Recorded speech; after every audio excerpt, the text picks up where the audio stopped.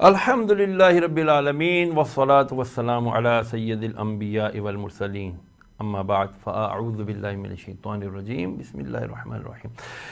Dear viewers and listeners, آپ کی خدمت میں سید شہریار داؤد سلام پیش کرتا ہے۔ السلام علیکم ورحمۃ اللہ وبرکاتہ۔ ویورز اینڈ لسنرز، آپ کو آپ کے پسندیدہ پروگرام روحانی مسائل کا حل سید شہریار داؤد کے ساتھ میں خوش آمدید کہتے ہیں۔ آج کا کچھ جو ہمارا ٹاپک ہے ذرا الگ قسم کا ہے۔ ایک لفظ جس کی ہم سب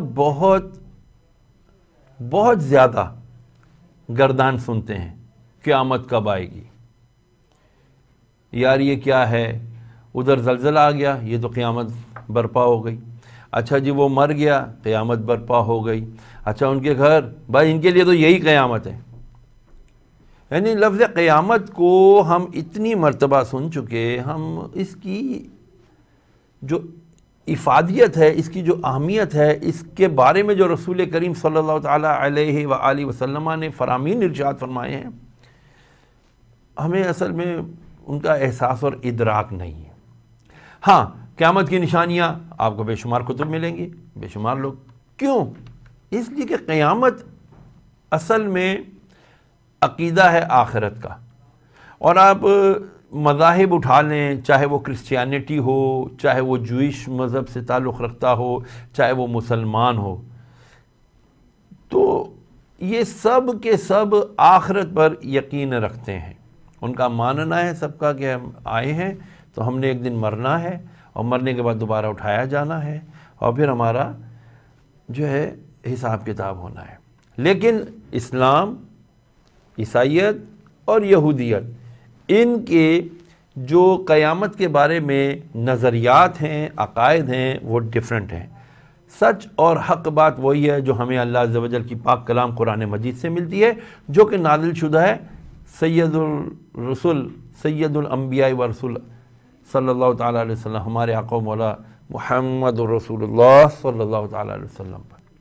آپ صلی اللہ تعالیٰ علیہ وسلم سے دیگر کئی مقامات پر صحابہ کرام علیہ رضوان نے مختلف سوالات کیے، اور کئی مقامات پر خود رسول اللہ علیہ وسلم نے خود سے ارشاد فرمایا کہ جی میں تمہیں قیامت کی نشانیاں نہ بتاؤں؟ تو جیسا کہ ایک بڑا مشہور واقعہ ہے، ایک بدو آیا، بدو کہتے دیہاتی، عرب کے جو دیہاتی ہوتے ہیں نا، وہ آیا، آ کے کہتا ہے یا رسول اللہ صلی اللہ تعالی وسلم فدا کا ابی و امی، آپ پر میرے ماں باپ قربان ہو، آقا یہ بتائیے قیامت کب آئے گی؟ میرے آقا علیہ السلام نے اس کا اس بے ساختہ سوال پر تبسم فرمایا، آپ مسکرائے، فرمایا آنے والے سوال کرنے والے یہ تو بتا، قیامت تو جب آئے گی سو آئے گی، تو نے قیامت کے لیے کیا تیاری کی؟ اللہ اکبر، قربان جائیے اس دیوانے پر۔ کیا خوبصورت جواب دیا، کہتے یا رسول اللہ صلی اللہ علیہ وسلم میں تو نرا ایک کم علم آدمی ہوں، علم میرے پاس کوئی نہیں، دیہات کا رہنے والا ہوں، مجھے کچھ آتا جاتا تو ہے نہیں، بس اتنا جانتا ہوں یا رسول اللہ صلی اللہ علیہ وسلم آپ سے محبت رکھتا ہوں، اور یہ جو سارے جو آپ کے کمپینینز ہیں، آپ کے دوست ہیں، آپ کے صحابہ ہیں، یا رسول اللہ ان سے بھی محبت رکھتا ہوں۔ میرے آقا صلی اللہ تعالیٰ علیہ وسلم کا دریا رحمت جوش پر آیا، فرمایا جا تیری بخشش کے لیے یہی کافی ہے کہ تو ہم سے محبت رکھتا ہے اور ہمارے صحابہ سے محبت رکھتا ہے۔ تو اب یہ جو دور آ گیا، اس میں ہمیں اس چیز کا بہت زیادہ خیال رکھنا ہے کہ ہماری محبت رسول اللہ صلی اللہ تعالی وسلم سے کم نہ ہو، اور ان کے صحابہ کرام علیہ رضوان، ہر صحابی جنتی ہے، ہر صحابی حق ہے۔ ہمیں صحابہ کرام علیہ رضوان کے اگر کوئی ان کے آپس میں کچھ اختلافات تھے، ہم عوام ہیں، ہم خادمین ہیں ان کے، ہم رسول کی امتی ہیں، ہمارا کوئی حق نہیں بنتا کہ ہم کسی بھی صحابی یا کسی بھی اہل بیت اطہار علیہ رضوان کے بارے میں اپنی اس گندی زبان سے کچھ بھی ہرزہ سرائی کریں۔ تو ایک فارمولہ آپ کو دے دیتا ہوں، ایک چپ 100 سکھ۔ سارے نبیوں رسول اللہ علیہ وسلم کے سارے صحابہ قطعی جنتی ہیں، حق پر ہیں، کوئی غلط نہیں ہے، سب سچے ہیں، سب آقا کے دیوانے ہیں، سارے جنتی ہیں۔ تو ہم انشاءاللہ ان سے جب محبت کریں گے تو ہمیں بھی انشاءاللہ جنت ملے گی۔ تو coming back to the topic قیامت، میں چاہوں گا کہ کچھ اہم باتیں آپ کے سامنے قیامت کے بارے میں عرض کروں، کیونکہ ہمارے پروگرام کا مقصد یہی ہے کہ ہم کچھ نالج، کچھ علم حاصل کریں، اور یہ جو ہم پر مستقل مسائل کا جو انبار ہے، پریشانیاں ہیں، مصیبتیں ہیں، بیماریاں ہیں، عجیب عجیب توہمات ہیں، جو ان کو ہم تاکہ اپنی زندگیوں سے نکالیں اور ایک نارمل اور ایک بہترین اسلام کے اصولوں پر عمل کرتی ہوئی زندگی گزار سکیں۔ یاد رکھیے کہ دنیا کے جتنے مذاہب ہیں ان میں سے بیشتر مذاہب میں یہ تصور بالکل موجود ہے کہ ایک دن قیامت قائم ہوگی اور روز حساب آئے گا اور اعمال کی بنیاد پر جزا اور سزا کا فیصلہ ہوگا۔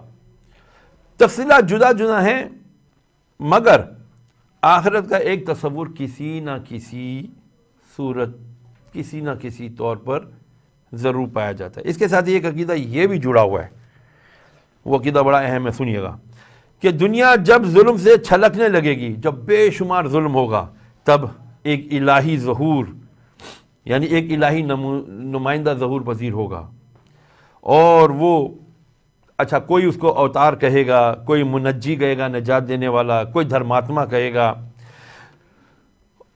یہ سب ایک ہی شخصیت کے نام لیے جائیں گے، ہر ایک اپنے اپنے مذہب، اپنے اپنے عقیدے کے مطابق ان کے نام لے گا، کیونکہ وہ خلق خدا کو ظلم و ستم، مصیبت، پریشانی، ان تمام زنجیروں سے آزاد کروائے گا۔ کوئی اس کو مہدی موعود کہے گا، کوئی منجی اوتار، دھرماتما، مطلب ہر ایک اپنا اپنا عقیدے مطابق اس کو پکارے گا۔ اچھا، جس میں تصور، یعنی ان تمام عقائد کے اندر تصور کیا ہے، تصور انتظار، سب ویٹ کر رہے ہیں۔ اچھا، اب اس انتظار کی تشریحات بھی پیش ہو رہی ہیں۔ ظہور مہدی کے بارے میں علماء کی روایتیں بھی موجود ہیں، اور آثار قیامت کی وہ نشانیاں بھی موجود ہیں جن پر بشارت ختم ہوتی ہے۔ اچھا، مسلمانوں میں یہ جو تصور مہدی کے حوالے سے بے شمار روایتیں موجود ہیں، جو آخر صدر اول پر ختم ہو جاتی ہیں۔ اسی لیے سب کو یہ یقین اور عقیدہ رکھنا چاہیے کہ مہدی جو ہوں گے وہ سیدتنا فاطمہ الزہرا رضی اللہ تعالی عنہا اور امیر المومنین حضرت مولا علی مشکل کشا رضی اللہ تعالی عنہ کے بیٹے سید الشہداء ابو عبداللہ حسین ابن علی رضی اللہ تعالی عنہ کی نسل سے ہوں گے، اور دنیا کے ختم ہونے سے پہلے وہ اس عالم کون و مکان کو، فساد کو عدل و خیر سے بھر دیں گے، تمام فساد کو ختم کر دیں گے امام مہدی رضی اللہ تعالیٰ عنہ، اور پھر خلق خدا ان کی اطاعت کرنے لگ جائے گی۔ تو بہرحال دنیا میں جتنے فتنے فساد ہیں، ہو رہے ہیں، مزید آگے آئیں گے، ان سب کا خاتمہ حضرت امام مہدی رضی اللہ تعالیٰ عنہ کے ظہور کے بعد ختم ہو جائے گا۔ اب آگے کیا ہوگا اس کے بارے میں ہم معلومات حاصل کرتے ہیں مزید، لیکن ایک مختصر وقفے کے بعد۔ کہیں نہیں جائیے گا، ملاقات ہوتی ہے ایک وقفے کے بعد۔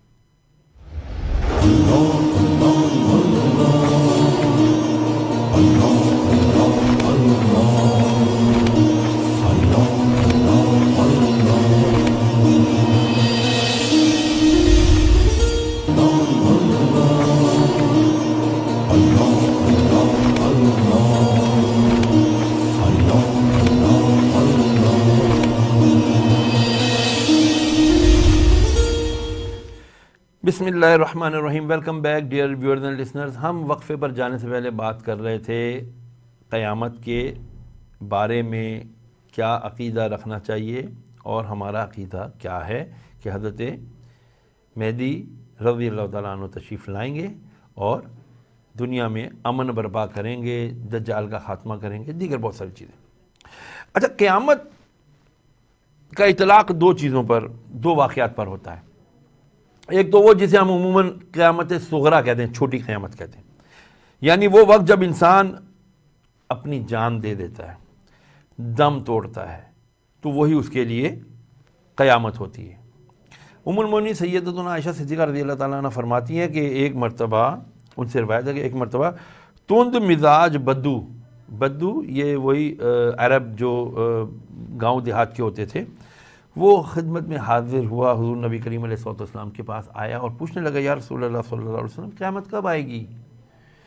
تو آپ صلی اللہ تعالیٰ علیہ وسلم ان کے سب سے چھوٹے بچے کو دیکھ کر فرمایا کرتے تھے کہ یہ بچہ جب تک زندہ رہا، یہ بچہ جب تک زندہ رہا، جو سب سے چھوٹا بچہ ہوتا تھا اس کو دیکھ کے فرماتے تھے اے بدو جو سوال کرنے والے، یہ بچہ جب تک زندہ رہا تو اس کے بوڑھا ہونے سے پہلے تم پر قیامت آ جائے گی۔ یہ صحیح بخاری کی حدیث۔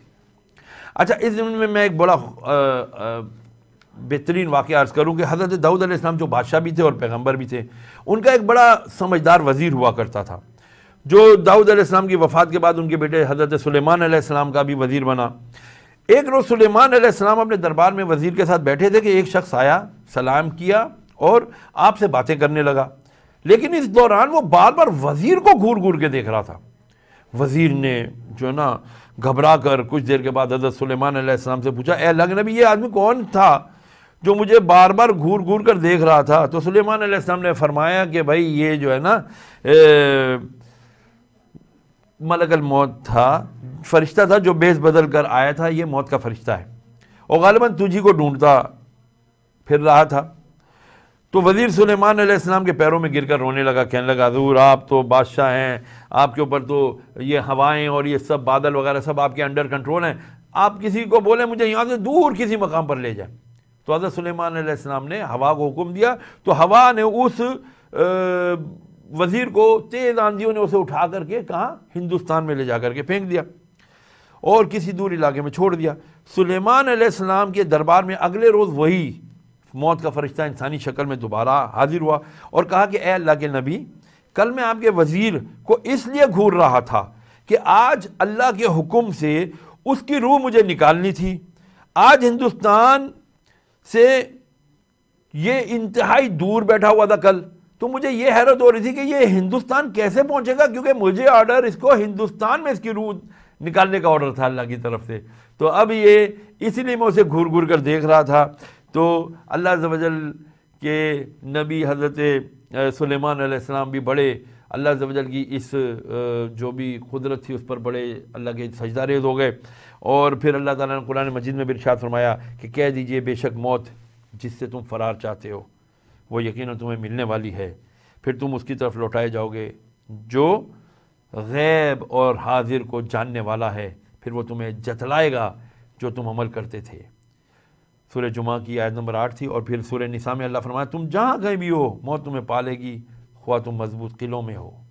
تو پتہ چلا موت بالآخر آئے گی اور آ کے ہمیں لے جائے گی۔ کسی نے بڑی خوبصورت بات کی، سیٹھ صاحب کو فکر تھی ایک ایک کے 10 کیجئے، سیٹھ صاحب کو فکر تھی ایک ایک کے 10 کیجئے، موت آ پہنچی کہ حضرت جان واپس کیجئے، موت آن پہنچی کہ حضرت جان واپس کیجئے۔ تو ذرا آپ اور میں، ہمارے لیے یہی بہت ضروری ہے، ہمارا مشورہ ہمیں ایک دوسرے کو یہ دینا چاہیے کہ ابھی ہم پہلے قیامت صغریٰ کے لیے تیاری کریں، یعنی اپنی موت کے لیے تیاری کریں کہ آج ہم حیات ہیں، کل ہم ممات ہوں گے۔ روز ہم جنازے اٹھاتے ہیں اور ہمیں جنازوں کے اٹھنے کے اپنے کندھوں پر اٹھاتے ہیں، ہمیں پھر بھی ہوش نہیں آتا۔ خیر، میرے آقا صلی اللہ علیہ وسلم نے بے شمار نشانیاں ارشاد فرمائی ہیں، ہم کوشش کریں گے کہ سیریز کے اندر آپ کو کچھ نشانیاں یہاں پر بیان کریں تاکہ ہمیں اندازہ ہو کہ قیامت آنے سے پہلے ہمارے آقا صلی اللہ علیہ وسلم جو بِإِذْنِ اللہ، اللہ کے حکم سے، اللہ کی عطا سے غیب جانتے ہیں، انہوں نے پہلے بتا دیا۔ آئیے میں آپ کو حضرت عمر بن خطاب رضی اللہ تعالیٰ عنہ کی روایت سناتا ہوں کہ آپ صلی اللہ علیہ وسلم نے فرمایا کہ قرب قیامت میں، جب قیامت قریب ہوگی، لونڈی اپنی مالکن کو جنم دے گی، اور یہ کہ تو دیکھے گا کہ برہنہ پا، ننگ دھڑنگ محتاج، ننگے پاؤں اور وہ محتاج لوگ جن کے جسموں پر کپڑے بھی پورے نہیں ہوں گے، یہ بکریاں چرانے والے اونچی اونچی عمارتیں تعمیر کریں گے۔ صحیح بخاری۔ اللہ اکبر۔ اس حدیث کا جو پہلا حصہ نا اس کے بارے میں تو علماء کرام کا بہت بڑا یعنی کہ بڑی تحقیق ہے کہ جی لونڈی اپنی مالکن کو جنم دے گی۔ تو مسلمانوں کی جب فتوحات ہوئی اسلامی تاریخ کی تو کثرت سے اس وقت جو ہے نا لونڈیاں قیدی بنا کر کے لائی گئیں، پھر ان لونڈیوں نے ظاہری بات ہے پھر بہت سارے بچوں کو جنم دیا اور انہیں پھر حرم میں رکھنے کا رواج ہو گیا۔ پھر ان کنیزوں نے، وہ جو بچے جو پیدا ہوئے لونڈیوں سے، ان کنیزوں نے جو کردار ادا کیا اور اسلامی تاریخ میں محلاتی سازشوں کا جو ایک بھیانک سلسلہ چل پڑا وہ پوری تاریخ سے بھری پڑی ہے۔ جبکہ کچھ علماء کا کہنا ہے کہ اس حدیث میں کہ لونڈی اپنے مالکن کو جنیں گی، اس حدیث میں نافرمان اولاد کی طرف اشارہ ہے کہ بیٹی اپنی ماں سے اس طرح پیش آئے گی جیسے وہ اس کی ماں ہے، اولاد اپنے والدین کے ساتھ اس طرح پیش آئیں گے۔ یہ قیامت کی نشانیوں میں سے ہے۔ آج میں آپ ہر کوئی رو رہا ہے، یہ اولاد کنٹرول میں نہیں ہے۔ حجی ہم 18 سال کے بالغ ہو گئے، ہمیں مت سمجھاؤ ابا اماں تم پرانے وقتوں کے ہو، ہمیں زیادہ پتہ ہے کہ کیا معاملہ ہے اور کیا ہونا چاہیے۔ اسی طرح آپ اگر حدیث کے دوسرے حصے کی طرف چلیں کہ ننگ دھڑنگ ننگے پاؤں جن کے کپڑے بھی پورے نہیں تھے جسموں میں، یہ بکریاں چرانے والے، ان کے جو ہے نا آسمانوں سے باتیں کرتی ہوئی ان کی بلڈنگیں ہوں گی، عمارتیں ہوں گی۔ آج آپ دیکھیں دبئی سے لے کے مطلب کہ جدہ، مصر سے لے کے اردن تک کس بات کا مقابلہ ہو رہا ہے کہ کس اسلامی ملک میں بلند ترین عمارت ہے۔ دبئی لے لیں آپ، جدہ میں بہت بڑی تعمیر ہو رہی ہے، پھر مصر میں ہو رہی ہے۔ الغرض مسلمان اب اسی کاموں میں غرور، تکبر، شان و شوکت اور خود نوائی کا وہ منظر ہم دیکھ رہے ہیں جو 1400 سال میں نہیں دیکھا گیا۔ پھر ایک روایت میں آیا کہ جب آپ دیکھیں کہ ننگے پاؤں چلنے والے بھوکے اور بے بس فقیر لوگوں کے سردار بن گئے تو یہ قیامت کی نشانیوں میں سے ہے۔ تو آپ صلی اللہ علیہ وسلم سے پوچھا گیا یا رسول اللہ یہ بھوکے فقیر کون ہیں؟ تو آپ صلی اللہ تعالی وسلم نے فرمایا عرب۔ اللہ اکبر۔ میں آج کا چیپٹر کو یہیں پر روکتا ہوں کہ بھوکے ننگے رہنے والے لوگ جو بڑی بڑی عمارتوں کے، بڑے بڑے عمارات کے جو ہے نا یہ مالک بن جائیں گے، لوگوں کے سردار بن جائیں گے، اور یہ وہ لوگ ہوں گے جو حضور نے فرمایا عرب ہوں گے۔ ان کو اللہ تعالیٰ نے نعمتوں سے سرفراز فرمایا، لیکن آج قیامت کی نشانیوں میں سے، آقا علیہ الصلوۃ والسلام کی بتائی ہوئی باتوں میں سے باتیں سچ ہو رہی ہیں کہ آج مسلمان اور مسلمانوں کے اندر اہل عرب جو اپنے آپ کو عرب کہلاتے ہیں، وہ اپنے آپ کو اپنے مال، زر، تیل، پیسہ پر تکبر کرتے ہیں۔ بچنا ہے اس سے ہمیں۔ آج ہمیں یہ عہد کر کے یہاں سے اٹھنا ہے کہ ہم ان تمام باتوں سے بچیں گے، تکبر سے، مال کی زیادتی کی طلب سے، کہ بے شک مال کی زیادتی کی طلب ہمارے ایمان کو نقصان پہنچائے گی۔ آج آپ سے اجازت لیتے ہیں اسی بات پر کہ اللہ تبارک و تعالی ہمارے ایمان کی حفاظت فرمائے، ہمیں حب مال، حب دنیا سے بچائے، اور ہمیں حب رسول صلی اللہ علیہ وسلم اور آخرت کی فکر عطا فرمائے، آمین۔ اجازت دیجیے اس یقین اور امید کے ساتھ کہ آپ اپنا بہت خیال رکھیں گے اور ہمیں دعا میں یاد رکھیں گے۔ السلام علیکم ورحمۃ اللہ وبرکاتہ۔